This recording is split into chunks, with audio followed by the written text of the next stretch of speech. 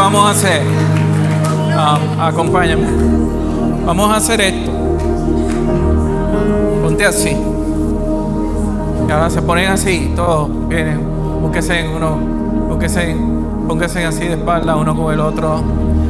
Puede. Tú sabes que cuando el pueblo del Señor está junto, es esta fortaleza. Yo no veo mi espalda, pero mi hermano me está cuidando las espaldas. Y ese es Jesús. Ese es el poder del Señor. ¿Qué tal si así oramos al Señor? Señor, tú nos cuidas, tú nos proteges. No hay arma forjada que pueda prevalecer contra la iglesia, contra el pueblo del Señor. Tú estás al cuidado de todos, Señor Jesús. Te damos gracias porque así cuidas mi corazón, así cuidas mi vida, así cuidas mi familia, así cuidas mi casa. No hay nada ni nadie que pueda prevalecer contra el poder de tu Espíritu Santo. Tú estás sobre todo y por todo, y en ti descansamos, Señor Jesús. Bendícenos, háblanos a nuestros corazones, habla a nuestras vidas, Señor Jesús. Que podamos entender, Dios, los misterios tuyos tan profundos y podamos descansar en ellos. En el nombre de tu Hijo Jesús. Amén y amén. Dígale a esa persona, me tienes que cuidar la espalda.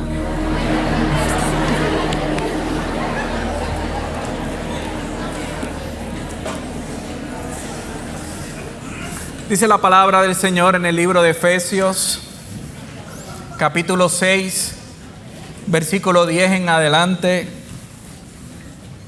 Lo leemos en el nombre del Padre, el Hijo y del Espíritu Santo.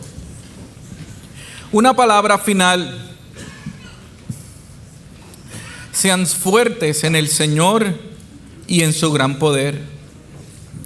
Pónganse en toda la armadura de Dios para poder mantenerse firmes contra todas las estrategias del diablo. Pues no luchamos contra enemigos de carne y hueso, sino contra gobernadores malignos y autoridades del mundo invisible, contra fuerzas poderosas de este mundo tenebroso, contra espíritus malignos de los lugares celestiales. Por lo tanto, póngase en todas las piezas de la armadura de Dios para poder resistir al enemigo en tiempos de mal.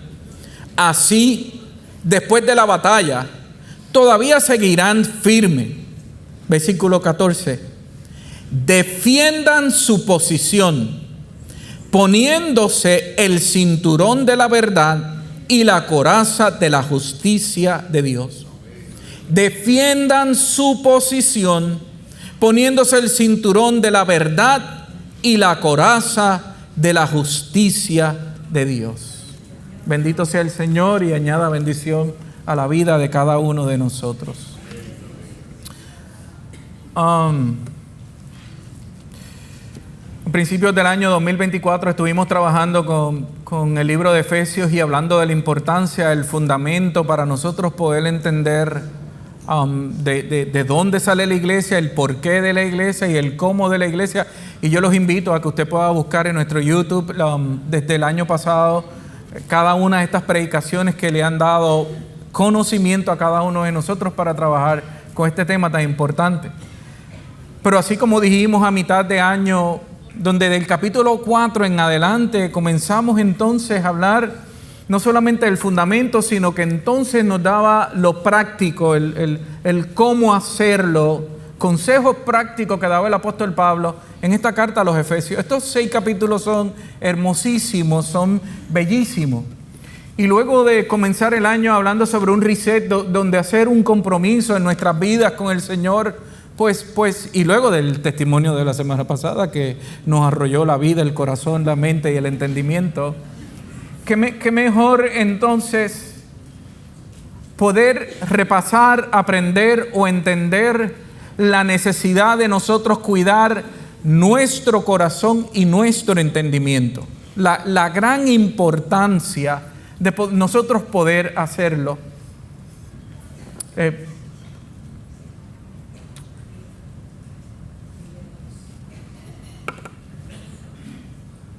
Y entonces cuando nos vamos a este capítulo 6 de Efesios, nos encontramos que lo primero que nosotros necesitamos entender es de dónde vienen estos ataques y estas situaciones en las cuales nosotros vivimos. Esta carta a los Efesios nos da el poder entender de dónde viene el poder y para qué es el poder. Esta carta a los Efesios nos enseña la importancia de estar preparados para el combate y entender que solo podemos depender de Él como la fuente única de nosotros resistir a la realidad en la que estamos viviendo.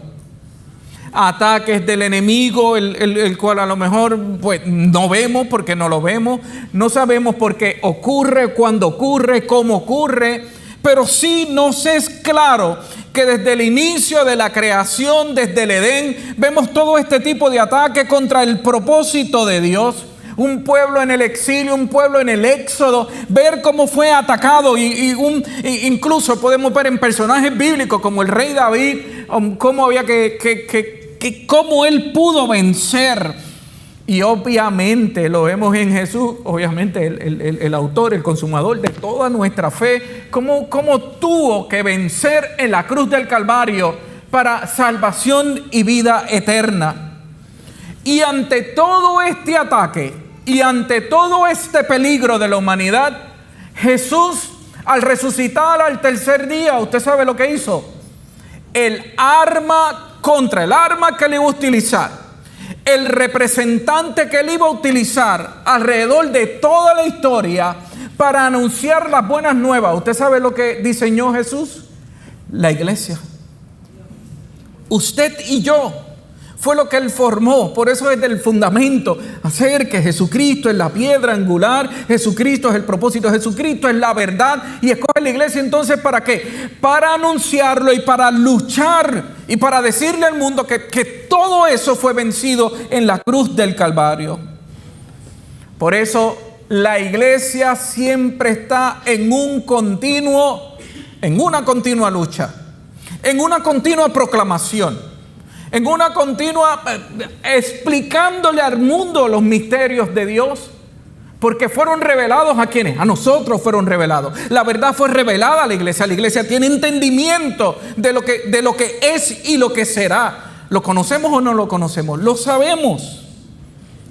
Para eso la iglesia necesita estar ¿qué? Cubierta por la coraza, por el escudo, por el armamento completo que Dios nos da para seguir hacia adelante y no ser maltratados. Pero cuando no tenemos la armadura de Dios, ¿qué sucede? Dice que los dardos del enemigo son dardos de fuego. ¿Qué hace el dardo de fuego si usted no lo previene o no sabe cubrirse? Te quema, te hiere, te duele. Y de momento Pablo en este último capítulo diciendo, estas son mis últimas palabras, me despido aquí, iglesia de Éfeso, les voy a decir que los dardos no van a prevalecer, no van a tocar a la iglesia. ¿Usted sabe dónde Pablo vio eso? Bueno, vio en la formación del ejército romano cómo ellos se preparaban en el valle, en el lugar vulnerable, en el lugar donde todo enemigo los veía. Ellos tomaban una formación que cuando el enemigo tiraba el dardo de fuego, ellos sabían cómo cubrirse.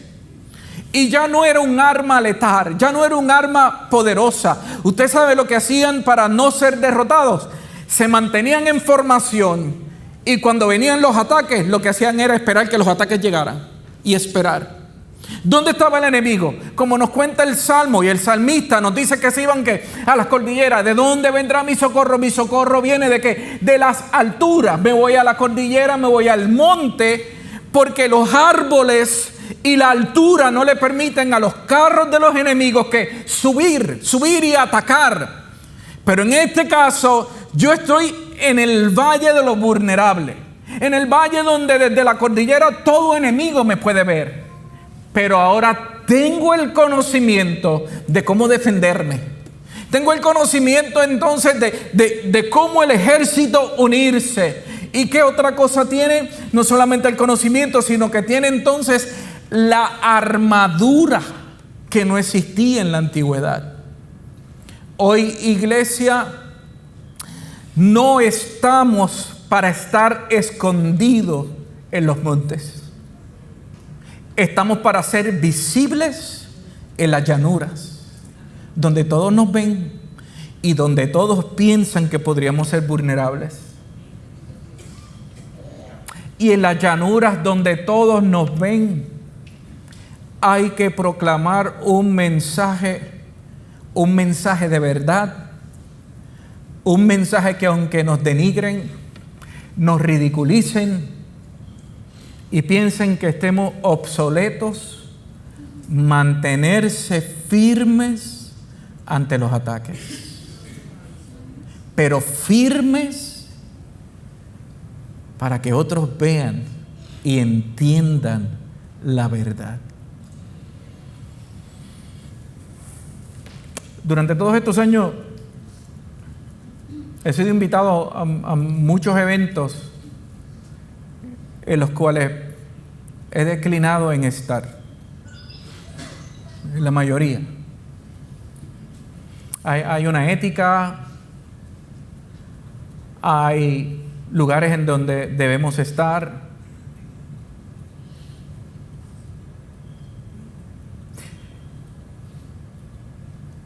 Pero donde he aceptado estar,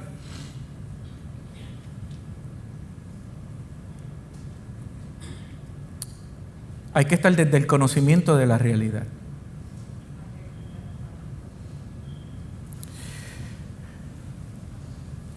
La iglesia es la iglesia y predica a Cristo como el único que puede libertar.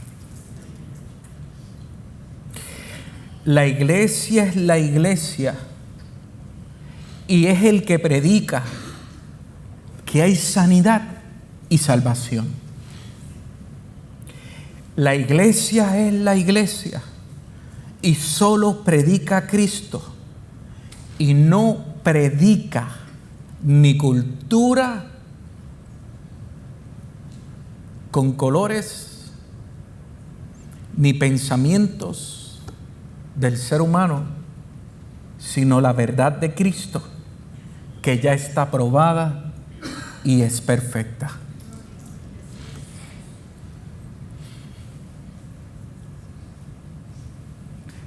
Tentada en la realidad de la vida, manipulada ante los eventos catastróficos, empujada. Miren, mis hermanos, no puedo ser más filosófico.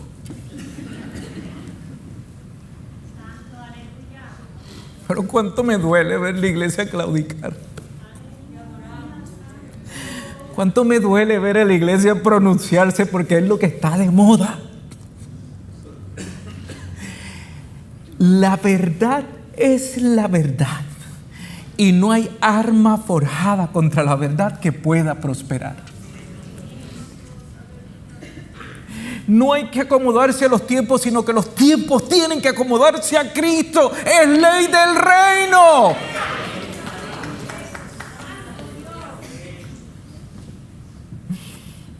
Y hay que amar. Y amar sin reservas. Porque nuestra lucha no es contra alguien que se vea diferente a nosotros. No es contra el ser humano. Nuestra lucha es contra el enemigo de las almas. Y entonces la iglesia debe estar clara y entendida cuál es su rol para con amor poder vencer todos los ataques y todas las circunstancias que puede enfrentar.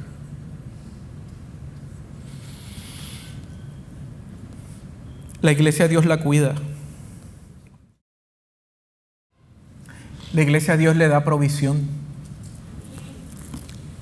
Y la iglesia Dios le abre puertas cuando menos la gente lo imagina. La iglesia del Señor se sigue fortaleciendo. No es nuevo para ustedes que hace años atrás el Señor nos envió a tomar decisiones y a tomar decisión con la fundación para atender las necesidades de nuestra comunidad y ser una luz. Y el Señor nos dio dirección clara y nos dio dirección directa del por qué y el para qué y el cómo. Yo no tengo ninguna duda de eso, aunque me han llegado muchísimos consejos de qué debo de hacer. Sigo el consejo de Dios, las directrices que Dios me dio. Y entonces, yo no voy a estar aquí todos los meses aburriéndolos con la fundación y los procesos en que estamos, pero tengo que también informarles varias cosas de lo que Dios está haciendo a través de la iglesia. Nosotros solicitamos la exención contributiva del 501-63 para nosotros estar dispuestos a recibir fondos federales, y el martes en la noche recibí la comunicación que en 20 días laborables, récord, nosotros fuimos aprobados y ya podemos solicitar.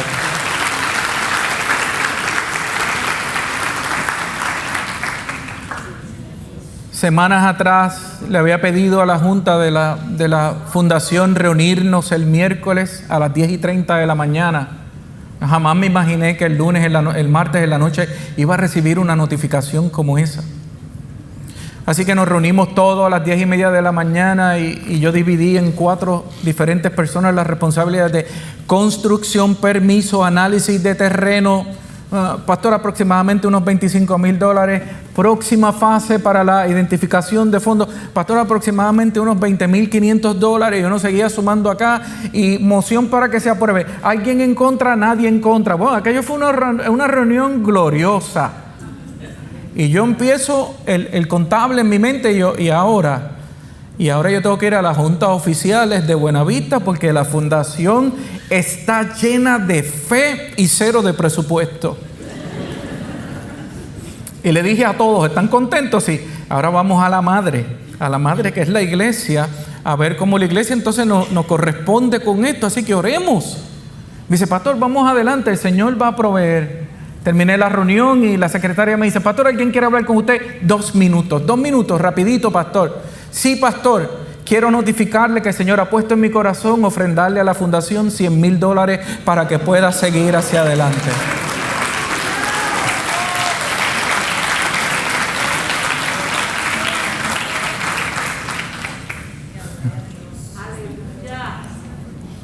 Lo importante es que podamos seguir la mirada en el por qué.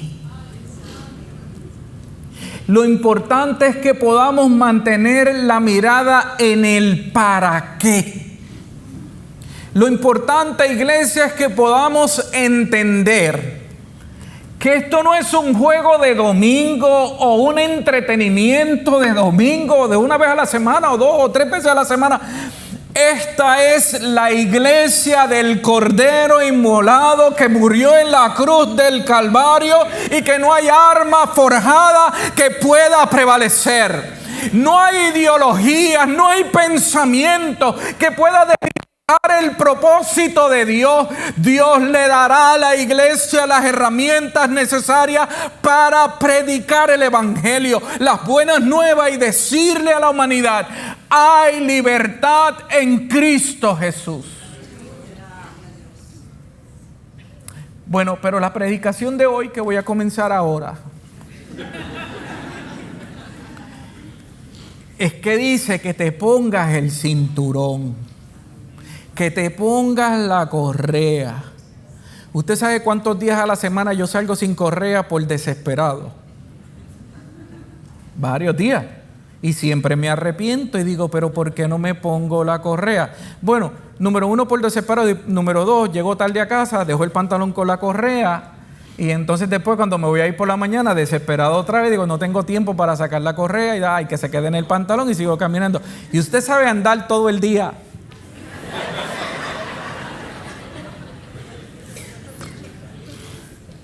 Los que se rieron lo han vivido. La correa que me puse hoy ni me pega. Porque la función de la correa es sujetar la armadura.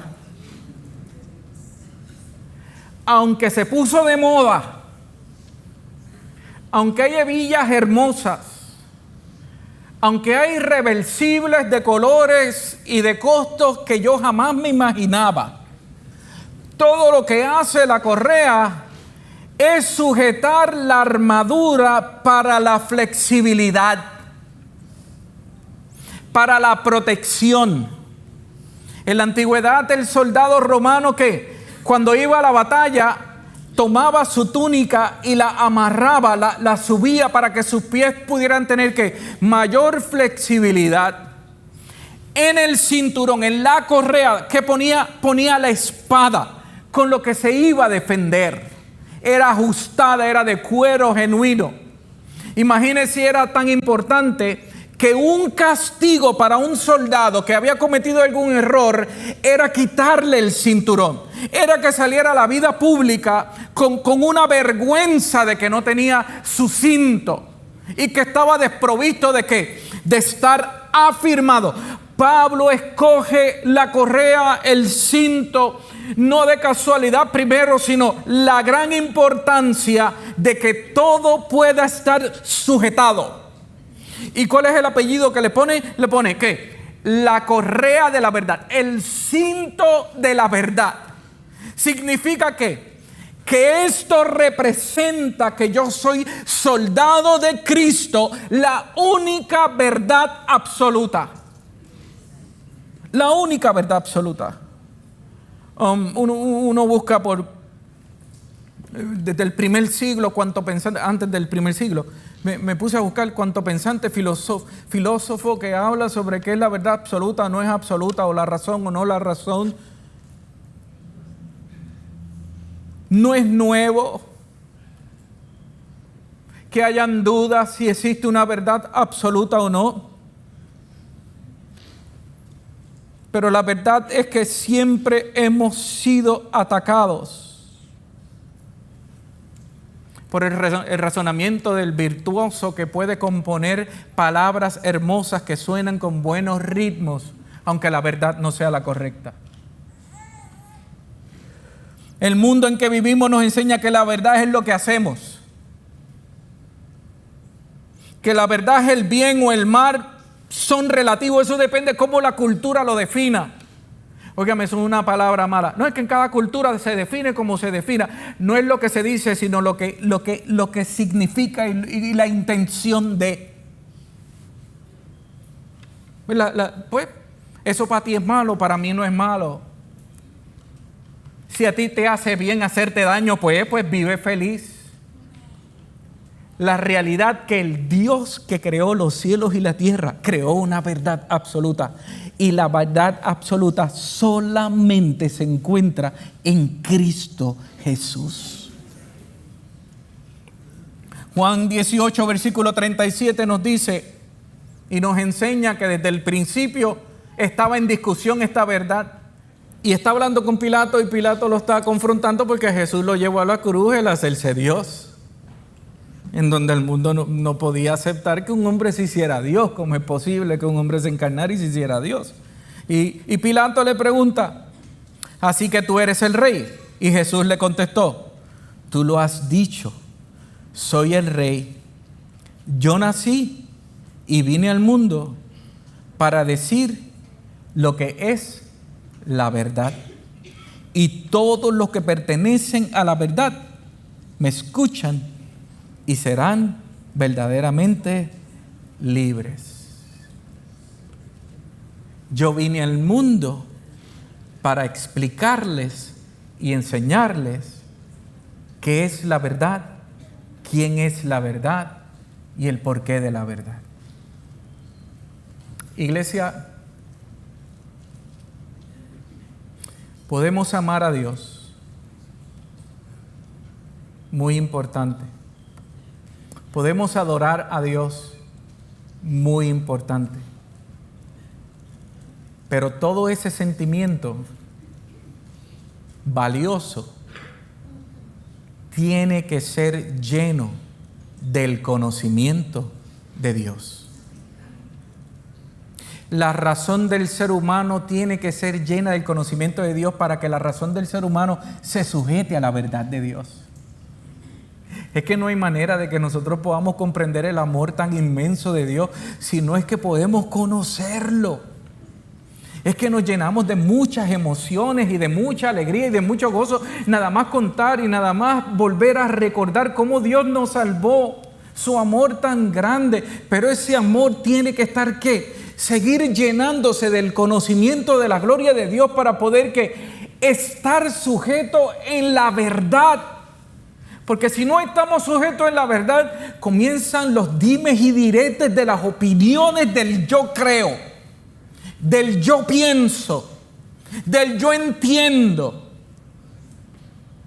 ¿Y usted sabe cómo se resuelve todo eso? Jesús se paró al frente de la iglesia, abrió el libro de Isaías y comenzó a recitar la palabra del Señor. Y con tan solo recitar la palabra del Señor, allí se reveló que el Dios se encarnó con nosotros y por nosotros para hacernos entender que hay una verdad absoluta. Y el que cree en esa verdad es libre. Es libre. Es libertado. Conoceréis la verdad y la verdad nos hará libre. No tenga duda, querido hermano, que vivimos tiempos donde se desafía el conocimiento y el intelecto de la iglesia. Vivimos tiempos que a lo mejor nos hemos confundido cuál es la herramienta para mantener el mensaje en pie. Hemos escogido tarimas que no son las que son. Y hemos escogido representantes que no son los que Dios ha escogido. La iglesia no necesita de nada, solamente el conocimiento de su palabra y su verdad.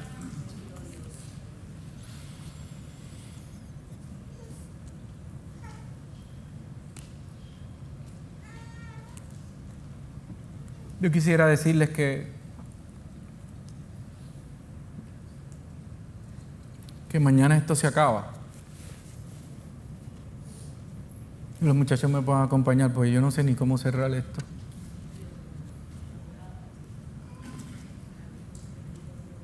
Yo no sé. Pero necesitamos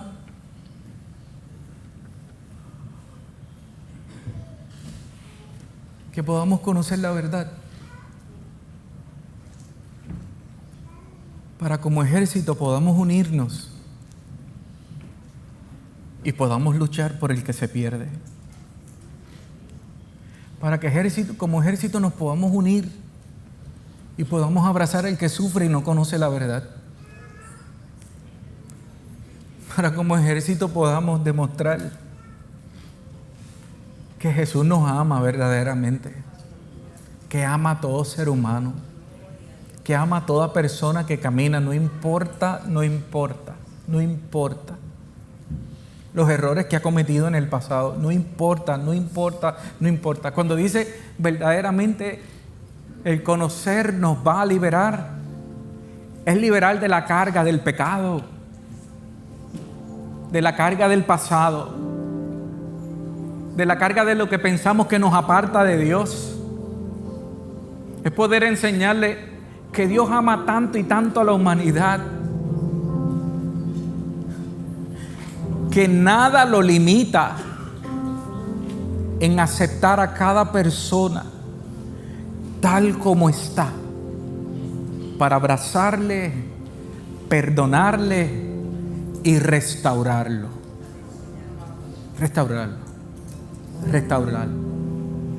¿Habrá algo imposible para el Señor?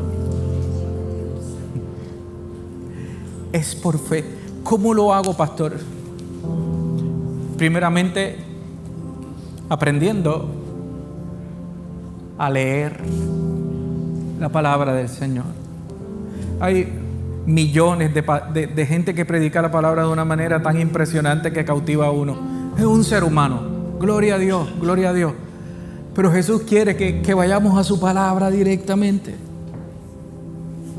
Jesús quiere que abramos su palabra y que en su palabra podamos dejar que el Espíritu Santo nos dé el entendimiento de su palabra. Él quiere entonces que al tener el entendimiento de su palabra podamos creer en su palabra. Podamos creer en su palabra. Podamos creer que Él es poderoso, que Él va por encima de todo lo que el mundo ha hecho, de todo lo que el enemigo ha hecho. Y podamos tener la confianza de que sus promesas se van a cumplir. La iglesia no dejará de existir. No hay dardo del enemigo que pueda destruir a la iglesia. Al contrario, entre más probada la iglesia, más fuerte será la iglesia. Entre más restricción, más milagros veremos de conversión. Más milagros veremos de arrepentimiento. Más milagros veremos de la unificación de la iglesia. Cuando dependamos menos de los recursos del ser humano y dependamos más del Espíritu de Dios, veremos milagros continuamente. La iglesia no dejará de bautizar. En el bautisterio, en el río, en la playa, con tichelo, con batas blancas o azules o qué sé yo. Siempre habrá un momento donde será testimonio público que la gente sigue viniendo a Cristo, porque es la única verdad absoluta. Es la única. La única salvación viene a través de decir que Jesucristo es el Señor y el Salvador. Si tienes miedo, cómprate la armadura de Cristo.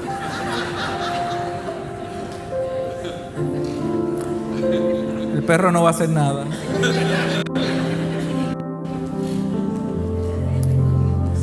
¿Usted cree que nuestra fe no es probada? ¿Usted cree que cada vez que aparecen oportunidades o invitaciones no tenemos temor? Donde no sabemos qué decir o qué hacer. Es el momento de tomarse pausas, hacer un reset y comenzar a buscar la palabra y a pedirle al Señor que dirección. Yo quiero vivir feliz. Todos queremos vivir feliz. Yo quiero vivir saludable. Todos queremos vivir saludable. Yo quiero vivir una eternidad. Dígame, ¿hay alguien que ha planificado a los 80 morirse, a los 90 morirse? ¿Hay alguien que lo tiene planificado? No. Mi Cristo. Pasa de mí esta copa si es posible. Y entonces tengo que buscar que la armadura de Cristo esté bien sujetada en la verdad, para que mis temores, mis fragilidades, lo que no domino, esté sujeto en las promesas de Cristo. No es por mis fuerzas, es por la gracia y misericordia de Dios.